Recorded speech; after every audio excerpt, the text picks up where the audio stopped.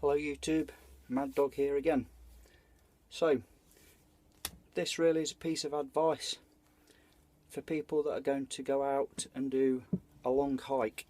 If you're going to go on a hike that's, strenuous, you're talking some serious mileage, obviously you're going to take all your supplies, equipment, everything with you, probably in a Bergen. That's what I used to carry or still have. So if you're loaded heavy, so if you're going on a week plus outing and you're going to be covering some serious mileage, your first aid kit should be comprehensive. What I've always done and still would recommend is at the side of your first aid kit, I've got a smaller pouch that I carry in the side pocket of a Bergen.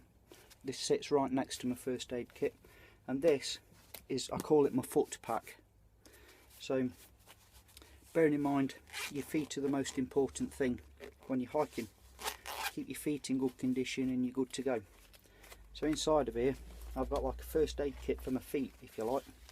So I have some rolls of medical tape, a good pair of scissors, because looking after your toenails, as daft as it sounds, keep your toenails cut short, because underneath the nails you'll harbour bacteria that develops into a fungal infection. You'll develop athlete's foot, which is a precursor to trench foot, especially if your feet have been wet or sweaty for a long time. Keep them toenails short so it doesn't harbour bacteria underneath your nails. So I always keep a pair of scissors with me for that reason. Some petroleum jelly. It's a good, obviously, fire lighting substance. Vaseline. It's good for healing burst blisters. I say healing, covering them to protect them, stop infection setting in. Some clean sterile pins.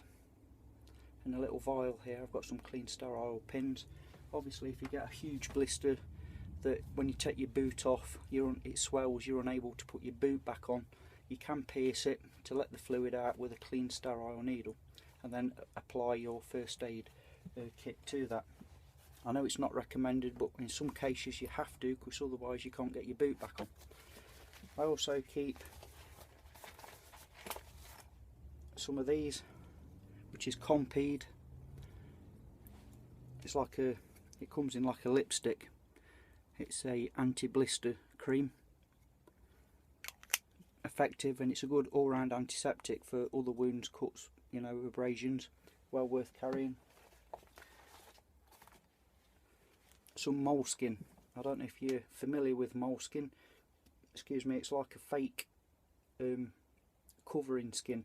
So if you have got bad abrasions or blisters, you can cut a piece of this off the roll, stick it over the area, like if your boots are chafing, on the back of the heel or under the, under the toes. Take your socks off, stick some of this on, and it acts as an extra layer of protection, extra layer of skin, and stops that abrasive, action actually rubbing your feet to pieces. Obviously an array of sticking plasters, standard sticking plasters, etc, etc. Enough said about that. And I've not actually got it in here, but in my main first aid kit I carry a small, it's about that size, a small jar of Mysol's foot powder. So if you have been exposed to wet conditions and your feet are either wet through or been sweaty for a long time, dry them off, take the time to look after your feet, treat them with some, I recommend Mysol's foot powder.